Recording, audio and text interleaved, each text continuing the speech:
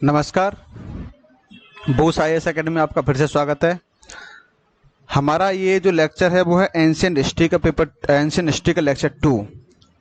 कल हमने डिस्कस किया था, भारतीय इतिहास के स्रोत डिस्कस किए थे, जिसमें से हमने आपको बताया था कि आर्कियोलॉजिकल एविडेंस प्लस दूसरा हमारा जो रिसोर्सेस है वो है लिटरेचर, जिसमें से हमने आर्कियोलॉजिकल एविडेंस के साथ साथ लिटरेचर को हमने पढ़ा था। और लिटरेचर में से हमने इंडियन जो हमारा लिटरेचर है उसको हमने देख लिया था।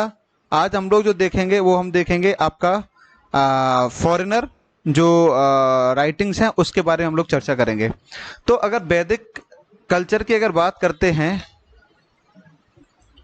अगर वैदिक कल्चर की बात करते हैं तो जो हमारे जो अदर वैदिक कल्चर थे, जिसमें हमने आपको मैत्रायणी, मनुस्मृति, नारद स्मृति के बारे में जो चर्चा की थी, इसमें से जो बौद्ध साहित्य में जातक कथाएं, त्रिपिटक जिसमें बुद्ध के पूर्वजों की कहानी, विनय पिटक, शुद्ध पिटक, अभिधम पिटक, लैंग्वेज, ठीक है, ये सारी चीजें हम लोगों ने कल डिस्कस की थी। और हीनयान का प्रमुख ग्रंथ जो कथा वस्तु है उसको भी हमने इसको डिस्कस किया था, राइट। और ये माता बुद्ध के जीवन चरित्र पर आधारित है, राइट। इसके बारे में हमने कल चर्चा की थी।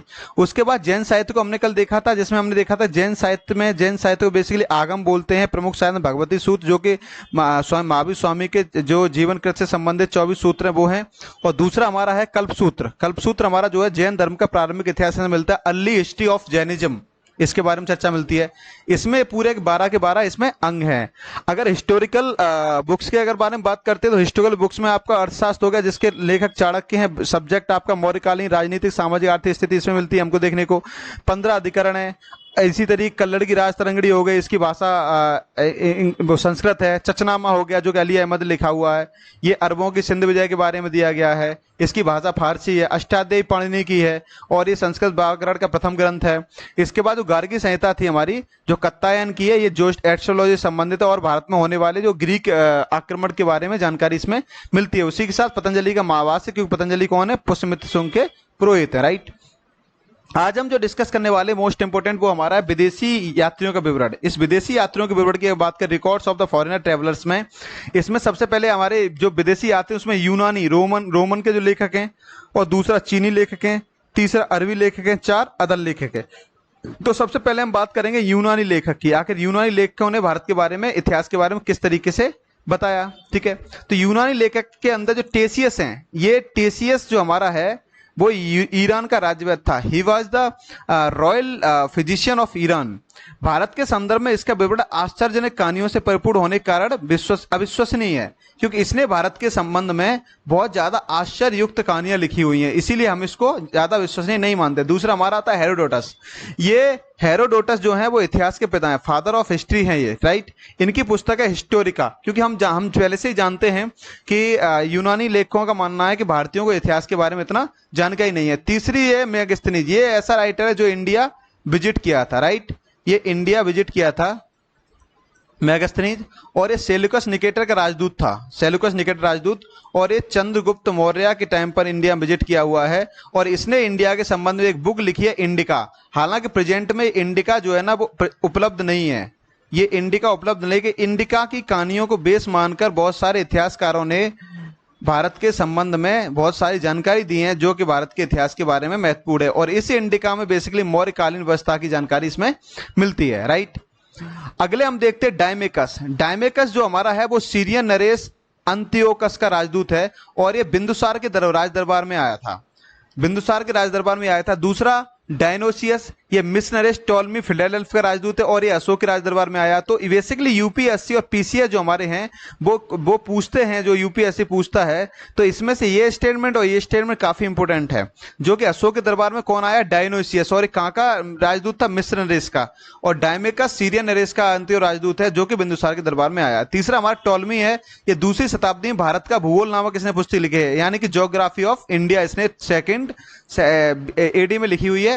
और ये जो है ना इसके जो लिखे गए जो राइटिंग्स हैं वो इंडिया के हिस्ट्री के संबंध में काफी इंपोर्टेंट है, राइट। अगला प्लिनी है। प्लिनी की पुस्तक है नेचुरल हिस्ट्री। तो नेचुरल हिस्ट्री से भारत के वनस्पति और जीवों की जानकारी मिलती है कि उस समय पर भारत के अंदर कौन कौन सी वनस्पतियां थी, ठीक है। यानी जो इंडिया की फ्लोरा एंड फोना और फोना जो हमारा है वो उस तरह का। तो भारत के संबंध में जो प्लिनी का जो राइटिंग्स है, इसमें भारत की वनस्पति और जीवों के बारे में जानकारी इसमें प्राप्त होती है। अगली हमारी आती है Periplus of the Erythraean Sea. Periplus of the Erythraean Sea ये बेसिकली पेनिसुलर इंडिया है हमारा। ये हमारा हो गया वेस्टर्न घाट, ये हो गया हमारा ईस्टर्न घाट। तो वेस्टर्न घाट के और ईस्टर्न घाट के हमारे जो पोर्ट्स हैं, बंदरगाह हैं, इन बंदरगाहों के बारे में जानकारी पेरिप्लस ऑफ द इरिथियन सी एक बुक है, ये आपके सामने दिखाई दे रही है। इस बुक के जो लेखक है आज तक इसका नहीं पता कि आखिर किसने लिखा है। इस किताब का लेखक अज्ञात है, राइट। लेकिन इस अज्ञात लेखक ने भारत के 80 एडी के समय, 80 एडी के समय जब इटली के साथ इंडिया का जब ट्रेड हो रहा था, तो उस समय पर यह बुक लिखी गई थी, जिसमें कि बताया गया है कि भारत के बंदरगाह कौन कौन से और कौन कौन से बंदरगाह मोस्ट एक्टिव हैं। सिकंदर के साथ भारत आने वाले लेखकों के अंदर निर्याकस, आनेसिक्टस, अरिस्टोबुलस, इनके विवरण जो है ना वो बहुत विश्वसनीय हैं, क्योंकि ये सिकंदर के साथ भारत में आए थे, इसीलिए हम इनको मोस्ट इंपोर्टेंट मानते हैं, क्योंकि ये भारत में विजिट किए थे। अगले हमारे राइटर चीनी लेखक। चीनी लेखकों में बेसिकली फाइयान, सेयून और हिनसांग, राइट, और एक ईत सिंह और हैं, ईत सिंह, ठीक है। इनके जो राइटर्स है, जिसमें से सबसे पहले देखते हैं फाइयान को। फाइयान जो है ना चंद्रगुप्त टू के टाइम पर इंडिया विजिट किया है, और इसकी पुस्तक है फोगोजी, यानी बौद्ध राज्यों का अभिलेख है। क्योंकि फाइयान बेसिकली इंडिया में क्यों आया? फाइयान इंडिया में बुद्ध धर्म के बारे में, बुद्धिज्म के बारे में जानकारी प्राप्त करने के लिए, प्लस नालंदा विश्वविद्यालय के अंदर शिक्षा प्राप्त करने के लिए भारत विजिट किया, राइट।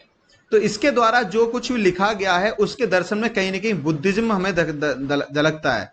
तो इनके हम इतिहासों पर बुद्धिज्म के अंदर जो हम विश्वास करें कि भाई आखिर बुद्धिस्ट जो इसकी आइडियोलॉजी है, राइट, कि बुद्धिज्म को सीखने आया, तो इसीलिए इसके जो वर्णनों पर हम इतना विश्वास नहीं कर सकते, क्योंकि इसके द्वारा लिखे गए राइटिंग्स हमेशा कहीं ना कहीं किसी भी तरीके से बुद्धिज्म की तरफ डोमिनेटेड होंगे, राइट, डोमिनेटेड होंगे। इसीलिए इसके राइटिंग्स कहीं ना कहीं भारत की जो गुप्त काल की विशेष व्यवस्था है, विशेषकर मध्य प्रदेश की समाज और संस्कृति के बारे में जानकारी मिलती है, बट इसके राइटिंग्स पर 100% विश्वास नहीं कर सकते, राइट।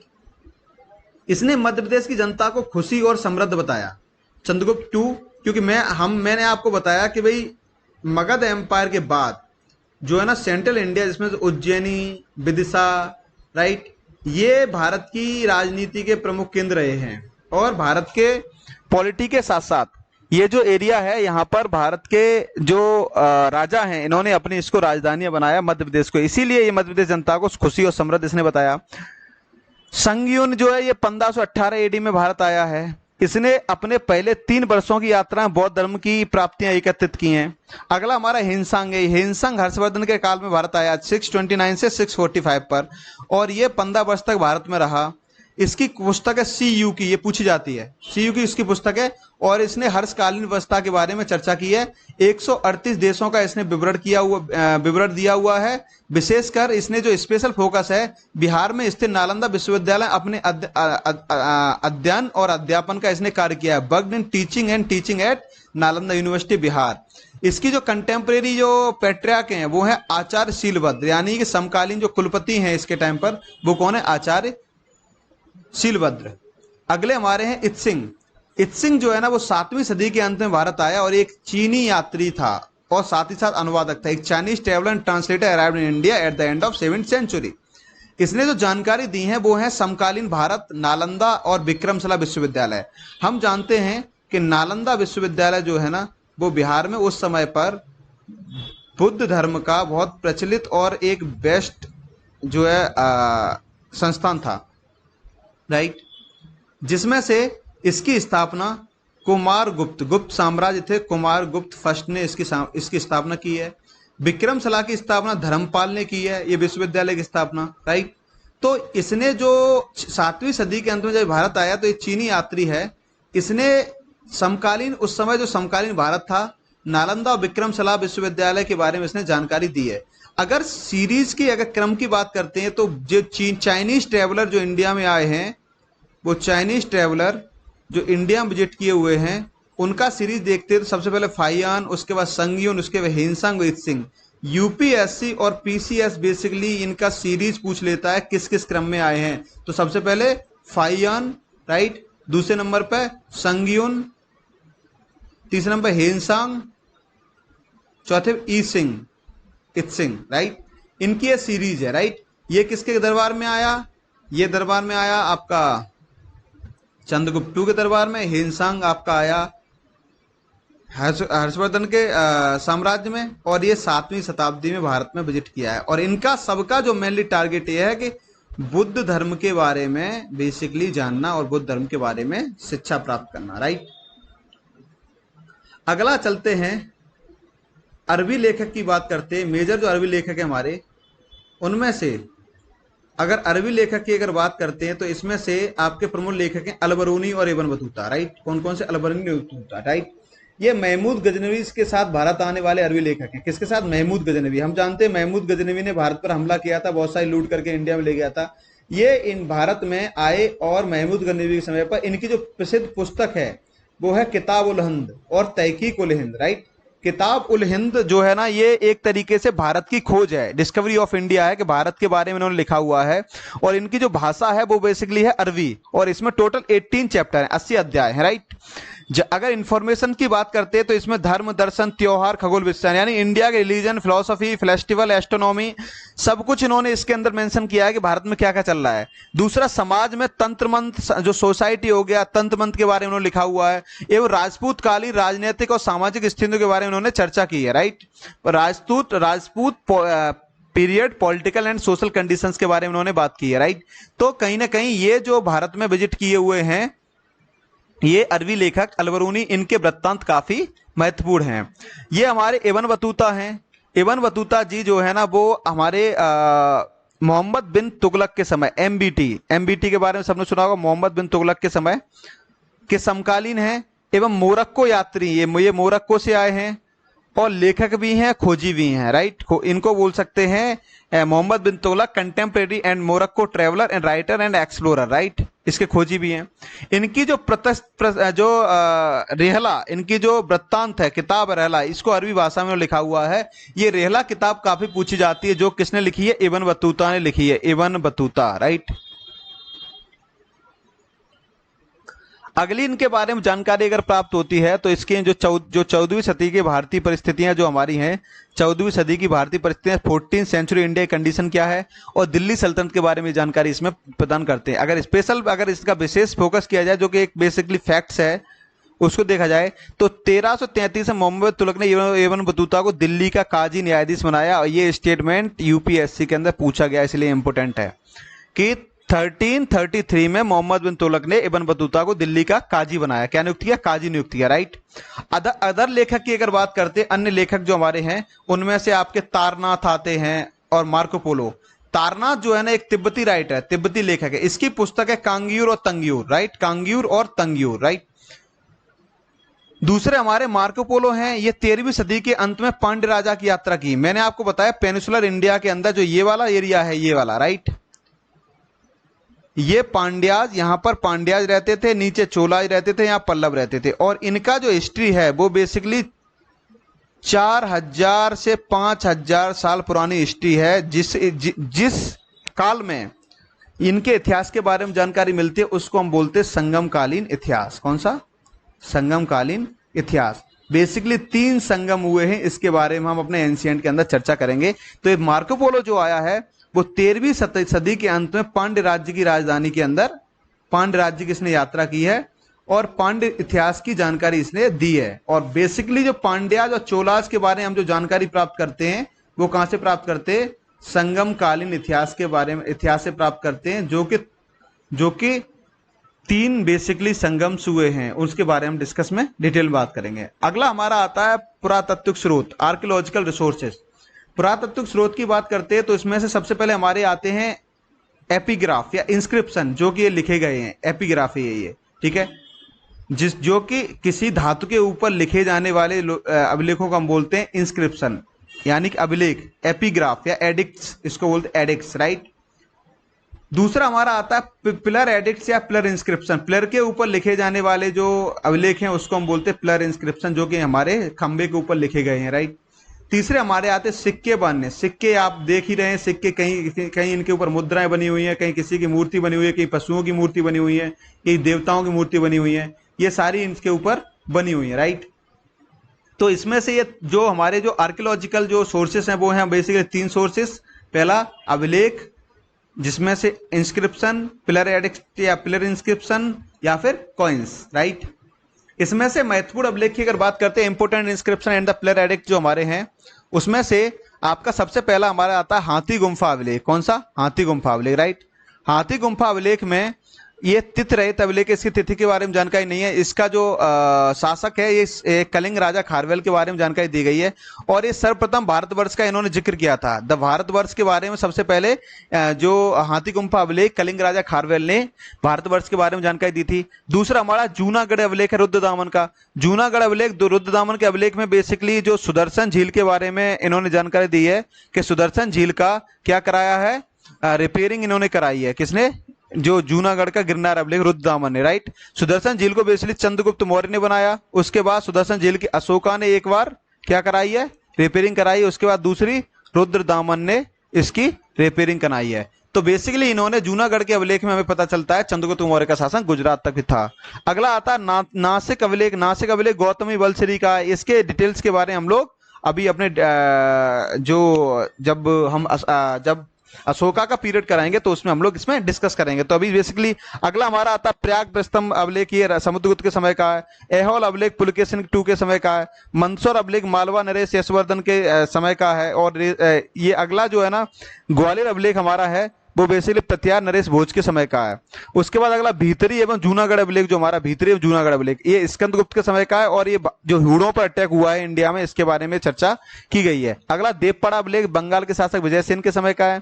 और बेसनगर का जो विदिशा अभिलेख है गरुड़ स्तंभ का, वो हेलियोडोरस के समय का है। और मध्य भारत में भागवत धर्म विकसित होने का इसमें प्रमाण मिलता है कि जो मध्य भारत में भागवत धर्म किस तरीके से डेवलप हुआ। एरड़ अभिलेख भानुगुप्त के समय का है। और सती प्रथा का, ये काफी इंपोर्टेंट फैक्ट है। सती प्रथा का पहला रिटन एविडेंस जो हमें मिलता है वो मिलता है एरड़ अभिलेख के अंदर, भानुगुप्त के समय का है। एशिया माइनर बैगज को अभिलेख जो हमारा है, बैगज को, ये सबसे पुराना ओल्ड इंस्क्रिप्शन है, हमारा सबसे पुराना इंस्क्रिप्शन है, राइट। 1400 BC का। इसमें वैदिक देवता मित्र, वरुण, इंद्र एवं नासत्य का उल्लेख है। बेसिकली दो राजाओं के बीच में ट्रीटी है। ट्रीटी में हमने जो देवता हैं मित्र, वरुण, इंद्र और नासत्य को साक्षी मान के हम लोगों ने ट्रीटी की है दो राजाओं ने। तो ये बेसिकली एशिया माइनर बैगज कोई का अभिलेख बताता है या उसमें लिखा हुआ है, राइट। ये आपको देख ही रहे हैं, ये हमारी मूर्तियां जो आर्कियोलॉजिकल एविडेंस के लिए इंपोर्टेंट हैं, ठीक है। ये हमारी जो आर्कियोलॉजी,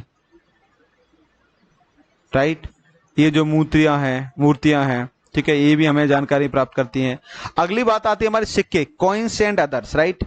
कॉइन्स के बारे में अगर बात करते हैं तो प्राचीनतम सिक्के जो हमारे हैं वो हैं आहत सिक्के, ठीक है। कौन से? आहत सिक्के। सबसे प्राचीनतम सिक्के जो हमें मिलते हुए हैं आहत सिक्के, इनको करपासड़, पंचमार्क सिक्के, ये सबसे प्राचीन सिक्के हमको प्राप्त होते हैं। जो क्या कर रहे हैं, जो कि वस्तु विनिमय प्रणाली के स्थान पर, ठीक है, वस्तु विनिमय प्रणाली बोले तो बार्टर ट्रेड, कौन सा? बार्टर ट्रेड हमारा जो है उसके प्लेस पर जो ये सिक्के हैं वो यूज होने लगे। और ये कहीं ना कहीं आर्थिक संसाधनों में वस्तुओं के आदान प्रदान में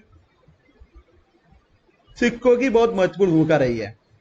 इसमें सिक्कों में बेसिकली धातु के टुकड़े पर विशेष प्रकार की ठप्पा लगाकर इनको निर्मित किया गया है। सर्वप्रथम सिक्कों पर लेख जो लिखा गया है वो लिखा है यवन ने। ग्रीक शासकों ने सबसे पहले सिक्कों पर लेख लिखा हुआ है।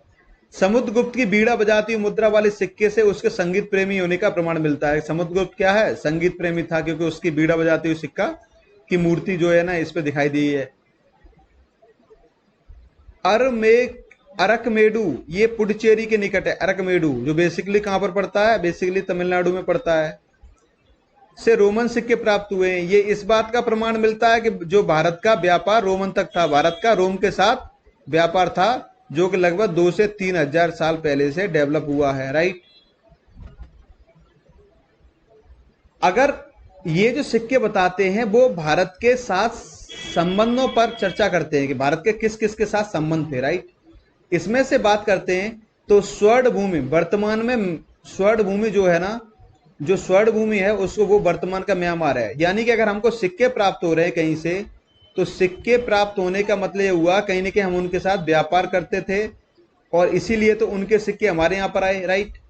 तो एक दूसरे के सिक्के के आधार पर व्यापार किया जाता था, जिसमें भारत के अगर संबंधों के बारे में अगर चर्चा करते हैं कि भारत के विदेशों के साथ जो संबंध हैं उन संबंधों में जो स्वर्ण भूमि जिसको वर्तमान में बोला जाता है म्यांमार, राइट, दूसरी मलाया, तीसरी स्वर्ण द्वीप, चौथी कंबोडिया, पांचवी जावा, छठवीं यवन द्वीप, ये सब इसमें भारत ने के साथ संबंध स्थापित हुए। यानी India relation were first established with Burma that is known as Swarna Bhumi, present day Myanmar, Malaya that is known as Swarna Dweep, and Cambodia that is known as Kamboj, and Java that is Yava Dweep, right. ये देखिएगा, ये हो गया हमारी इंडोनेशिया, ये जावा हो गया, right, ये हो गया हमारा बर्मा जिसको हम बोलते हैं स्वर्ण भूमि। अगला हमारा आता है स्वर्ण द्वीप, ये हमारा हो गया मलाया, राइट। तो भारत के साउथ वेस्ट के साथ जो संबंध है वो 2000 साल पुराने थे और उसी समय पर हम लोग ट्रेड करते थे, इसी आधार पर हमें उनके सिक्के प्राप्त होते हैं, राइट। तो ये जो जानकारी हमको मिली है, ये अब तक जो हम लोगों ने डिस्कस किया है वो अब तक डिस्कस किया है कि आखिर भारत के जो संबंध थे, भारत का जो इतिहास के संबंध में जानकारी हमें मिल रही है कि भारत का नामकरण और भारत के एंशिएंट इतिहास के बारे में ये सारी जानकारियां हमको मिली हैं। उसके स्रोत, ये सारे स्रोत हम लोगों ने डिस्कस किए हैं, क्योंकि सबसे पहला क्वेश्चन ये आता है कि आखिर इनके स्रोत क्या हैं, कहां से हमको ये जानकारी प्राप्त हो रही है। कोई ना कुछ ऑथेंटिक तो होगा ही ना, तभी तो हमको जानकारी प्राप्त हो रही है। तो हम लोगों ने इस वीडियो में बेसिकली ये जो लेक्चर नंबर 1 और लेक्चर नंबर 2, इसमें हम लोगों ने ये स्रोतों को डिस्कस किया हुआ है कि आखिर इनके स्रोत क्या हैं, क्या थे। और भारतीय इतिहास के संदर्भ में मैंने आपको बताया कि जो भारतीय इतिहास है वो विदेशी इतिहासकार जो इतिहास लिख रहे थे वो लोग, उनकी तुलना में भारतीय इतिहास जो है ना, उसके बारे में हमें कम जानकारियां प्राप्त होती हैं इन कंपेरेटिव टू विदेशी लोगों ने जो अपने इतिहास को लिखा।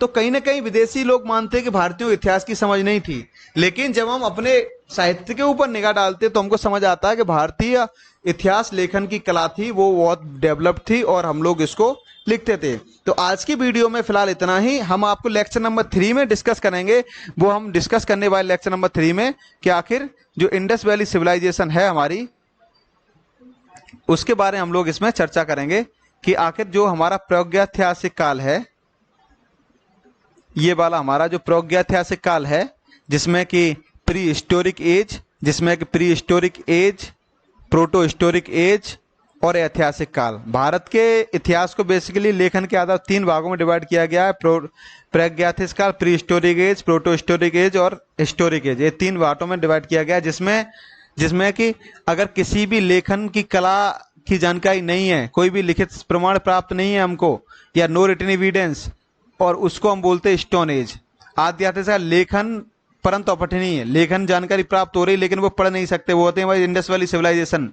अगला हमारा है ऐतिहासिक हिस्टोरिकल पीरियड, पठनीय लेखन है, इसमें वैदिक काल से प्रारंभ होता है। तो मोस्ट ऑफ द जानकारी मिलती है वो मिलती है ऐतिहासिक काल की, ठीक है। तो इसको हम अगले लेक्चर में कवर अप करेंगे, हम समझेंगे आखिर किस तरीके से ह्यूमन डेवलपमेंट हुआ, प्री हिस्टोरिक एज के अंदर जो टाइम पीरियड है वो किस तरीके से उस समय पर कृषि औजार किया हुआ करते। तो उसके बाद हम लोग इंडस वैली सिविलाइजेशन पर मूव ऑन करेंगे। बहुत बहुत धन्यवाद। बोस IAS में जुड़े रहेगा, ये प्लेलिस्ट आपको कंटिन्यू डेली एक न एक वीडियो आपको मिलती रहेगी। बहुत बहुत धन्यवाद।